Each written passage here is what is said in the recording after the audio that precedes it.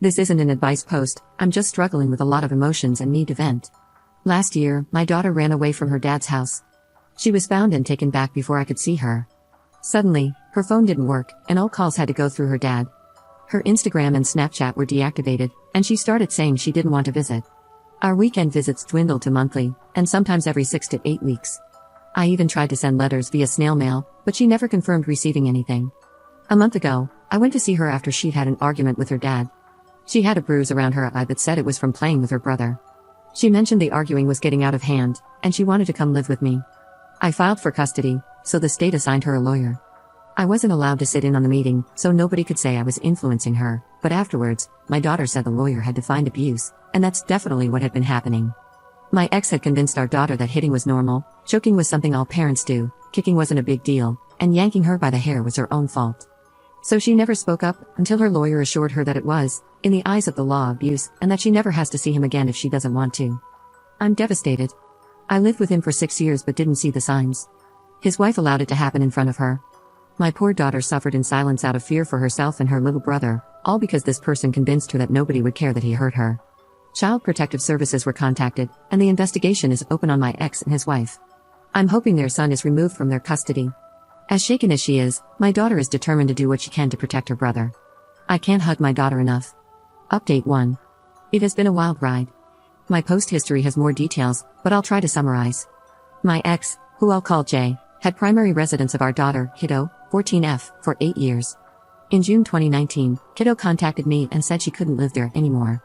She was slow to open up, but over the following weeks, she told me Jay had been physically abusive. I filed for full custody and opened an investigation through CPS. Jay had always been bailed out by his parents, so he asked his dad to pay for a lawyer. His dad refused, so Jay assaulted him, breaking 3 of his ribs and fracturing his skull in 5 places around his eye socket. 4 days after the assault, Kiddo had a dance recital. Jay hadn't been arrested for the assault because it was in a different county, and I hadn't heard anything about it, otherwise I might have been more vigilant about keeping an eye out for him. Jay snuck backstage and abducted Kiddo. The police said the wording in our agreement was too vague to charge him with kidnapping, but after driving to every spot I could think they'd go, I found her 14 hours later and brought her home. In November, Kiddo told me her dad had been molesting her. He told her that because he was not inserting himself in her, and because she was allowed to say no, that it wasn't rape and this was legal. She believed him for 6 years, until she got away from his brainwashing and realized how truly messed up that situation had been. Another CPS investigation was opened, but they said without physical evidence it was unlikely he'd be convicted.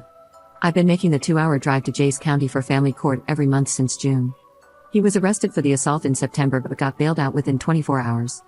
His assault case caused some delays in our custody case, but it's finally over. He didn't bother showing up to our last 2 court appearances, so he gets nothing, no weekends, no holidays, not even Father's Day, and no phone calls.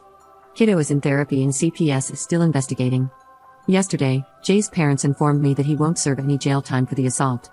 The police mistakenly charged him with a felony, but due to a small loophole in the phrasing, this was an error. If it were to go to trial, it would be thrown out.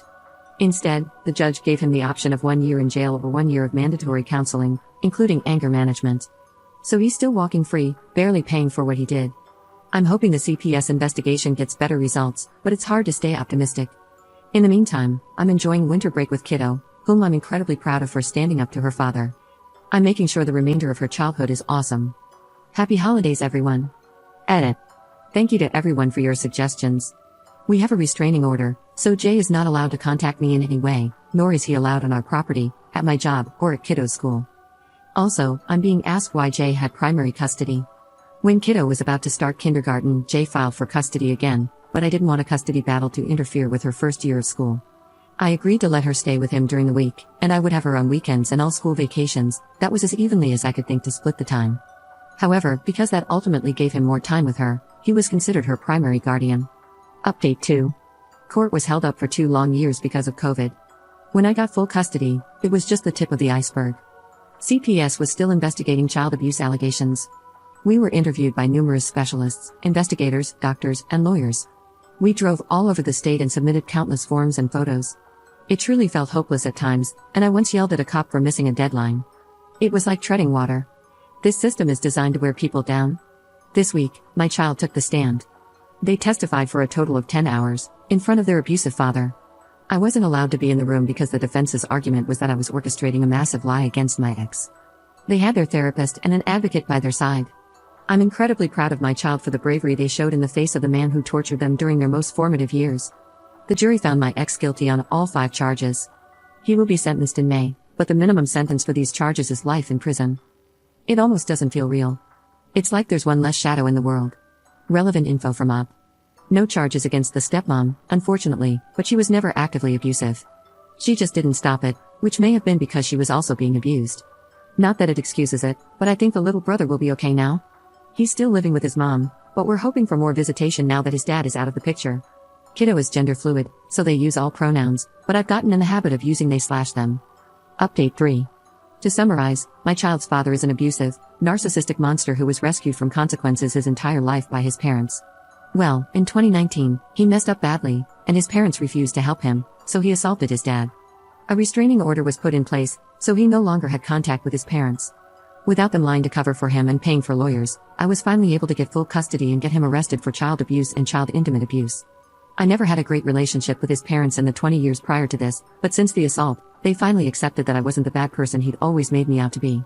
It took a long time of supervised visits to feel comfortable letting them see my child. Eventually, I could trust that they genuinely felt remorse for siding with my ex and making my efforts to protect my child so much harder. I had many talks with Jay's mom about the lies we'd both been told about each other, and we realized our relationship had been so difficult because he was manipulating both of us. Kiddo now does regular visits for days at a time, and they text every day. We've gone camping with them, and I would go so far as to say we're friends. Which brings me to this morning, literally 3 hours ago. My ex is in jail awaiting sentencing. I got a call from the investigator to let me know my ex has been making a lot of calls to get family to pressure my kiddo to recant their testimony. When I asked who exactly he's talked to, they said he has talked to his mother every week since his arrest over a month ago, sometimes multiple times a week. They don't use our actual names, but my code name is the boss of the company because, according to their conversations, I'm in charge of orchestrating this lie against him. The last call was last night, while kiddo was at her house visiting for spring break. She accepted a call from my child's abuser while my child was in the next room. I feel so betrayed.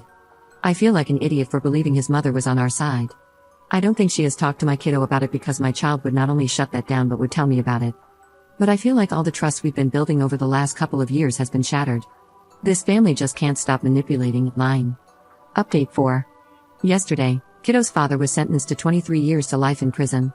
His side of the courtroom was packed with about 10 people, including family, friends, and neighbors. They all wrote letters to the judge, asking for the minimum sentence because they had all been tricked or terrorized into defending him. Kiddo read a victim impact statement, but abandoned their notes and spoke from the heart about how sad it is that he'll miss the rest of his children's lives because of his terrible choices. They spoke about their mental health struggles, but also how they're succeeding in school and are finding who they really are. It was emotional, with a lot of anger and sadness. Kiddo and dad both cried, and then kiddo simply ended with, "Goodbye." I had a less kind victim impact statement. His lawyer objected to me speaking at all, but the judge overruled it. I spoke about how awesome kiddo is, how they deserve to live the rest of their life without giving him another thought, and how they're better off without him. I spoke of the years of abuse, harassment, threats, and crimes that my ex has gotten away with, and how we're finally getting justice. I said the most impressive thing about him is his breathtaking stupidity, and how this is the most memorable thing he's ever done with his life. Finally, my ex got to make a statement. He talked about the jobs he's had recently, how he helps neighbors, and how he's really understanding how to handle conflict better. Literally, that was it. The judge's reaction to that was, "Your child just bared their soul to the whole court, and you didn't mention them once." He didn't talk about his children, his wife, or anyone, just himself. He was trying to make it sound like he was reformed without actually admitting guilt. The judge was not impressed. She said she is haunted by the testimony kiddo gave during the trial, and in case his supporters weren't present for the trial, she highlighted some of the worst things from kiddo's testimony. It was horrifying. Nobody there yesterday had been at the trial and looked legitimately uncomfortable to be sitting behind him. After the sentence was handed down, my ex's mother tried to speak to me. She'd maintained contact with my ex and had lashed out when I told her we were going no contact until after the sentencing. She had attacked my character, my ability as a parent, and questioned my family's love for kiddo. She burned that bridge hard, but as soon as her son was sentenced to 23 years in prison, she thought she could be friendly again. I said, "Nope," and kept walking. Kiddo and I went on a shopping spree. We spent way too much money, but it was worth it. After all, we have to look good for this next chapter of our lives.